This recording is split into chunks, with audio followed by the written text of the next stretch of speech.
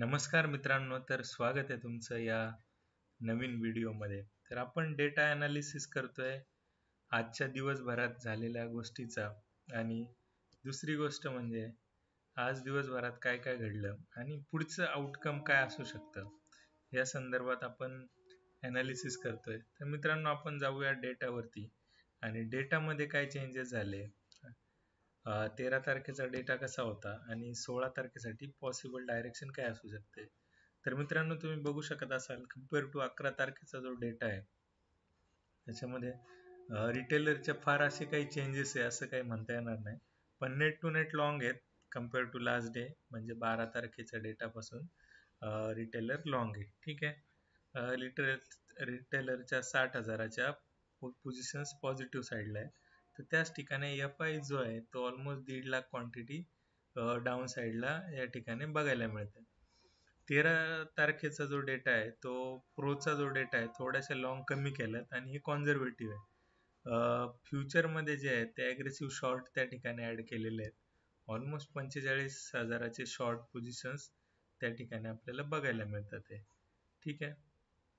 त्याच्यानंतरून आपण net to net changes बघितले तर फार मेजर चेंजेस आपल्याला दिसत नाही, पण जे निफ्टीची जी मुवमेंट आहे ती फार मेजर चेंज त्या ठिकाणी आपल्याला बघायला मिळाली.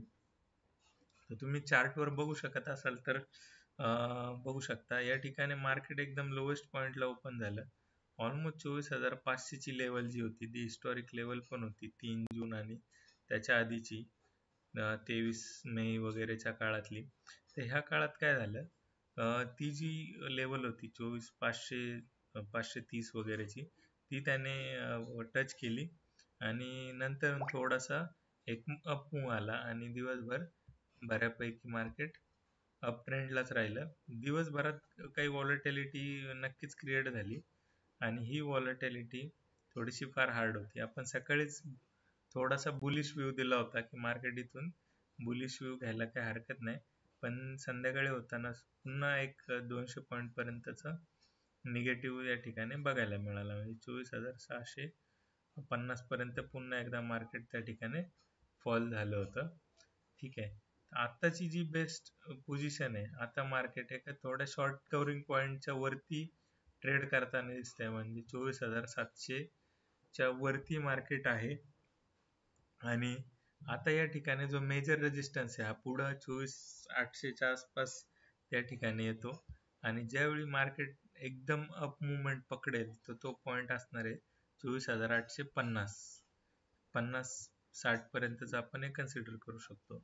आणि पुन्हा एक रेजिस्टन्स, मोठा रेजिस्टन्स 25,000च्या आसपास आपल्याला बघायला मिळतो की जो एक सायकोलॉजिकल लेवल सुद्धा आहे आणि तिथून मार्केट फॉल होण्याचे चान्सेस जास्त आहे. आता पुढचं जे अनालिसिस आहे, मार्केट या ठिकाणी इमिजिएट जो सपोर्ट आहे तो 24,600चा आहे.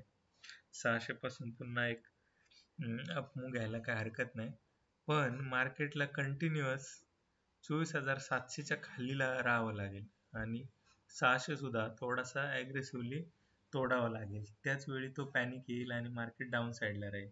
नाहीतर मार्केट थोडंसं स्लो आणि स्टेडी जर राहिलं तर 24,600 वर एक सपोर्ट त्या ठिकाणी नक्कीच काम करणार आहे मित्रांनो.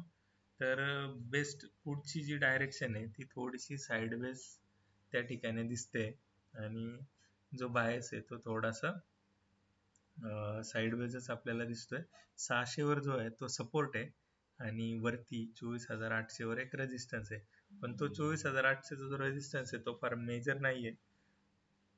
त्यामुळे एक 24,800 पर्यंत आल्यावर एक शॉर्ट कव्हरिंग सुद्धा आपल्याला बघायला मिळू शकते आणि ती घेऊन जाईल ऑलमोस्ट 25,000 पर्यंत. तर ही शॉर्ट कव्हरिंगच्या बाबत झालं. आणि जर निगेटिव्ह मार्केट आपल्याला त्या ठिकाणी प्ले करताना बघायला मिळालं तर त्या ठिकाणी 24,600 हा इमिजिएट सपोर्ट आहे आणि तो तोडून जर मार्केट खाली राहते तर एक मोठी डाऊन साईड डायरेक्शन आपल्याला बघायला मिळू शकते. आपण ज्यावेळी डेटावर हे अनालिसिस करतो तर एफ आयच्या ज्या पोझिशन आहेत त्या शॉर्ट आहे, त्यामुळे या ठिकाणी तशा पद्धतीचं आपल्याला हे करा. पण ग्लोबल मार्केट जर बघितलं तर आता एजीएक्स निफ्टी थोडासा पॉझिटिव्ह ट्रेड करतोय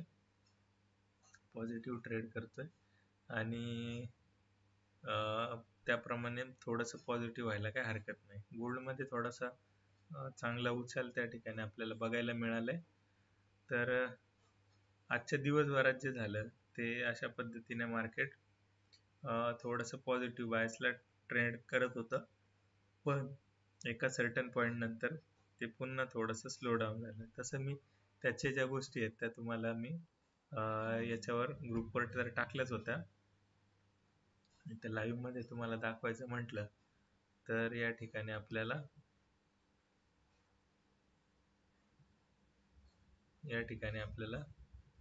बघता येईल आपल्याला एक्झॅक्ट त्या ठिकाणी काय घडलं. ठीक आहे.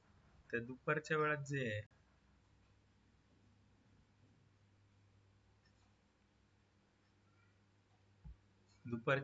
आहे निफ्टीचा जो स्ट्रॅडल होता तो एका चांगल्या लेवलवर ट्रेड करत होता. ऑलमोस्ट 352 वगैरे पासून त्याने 364 पर्यंतच जी मुवमेंट दिली, तर थोडासा पॅनिक आपल्याला त्या ठिकाणी बघायला मिळाला 12 नंतर, आणि नंतर एक साइडवेज मुवमेंट त्या ठिकाणी स्ट्रॅडल मध्ये होती.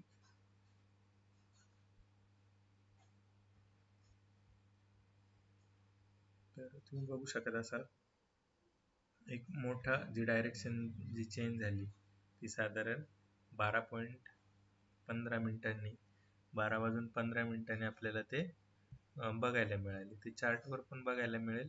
12 वाजून 15 मिनिटाचा जर चार्ट आपण निफ्टीचा घेतला तर आपल्याला ती बघायला मिळेल. ठीक आहे. आता हा जो चार्ट आहे हा निफ्टीचा चार्ट आहे. या ठिकाणी इथून ही जी मुवमेंट आली म्हणजे हे जे कॉल जे राईट करणार आहेत ते पळाले आणि त्यांनी पोझिशन कट केल्यानंतर आपल्याला एक मेजर फॉल त्या ठिकाणी 24,677 पर्यंत बघायला मिळाला. ठीक आहे. तर अशा पद्धतीने हे मार्केटची मुवमेंट होती. आज मिक्स डेटा होता.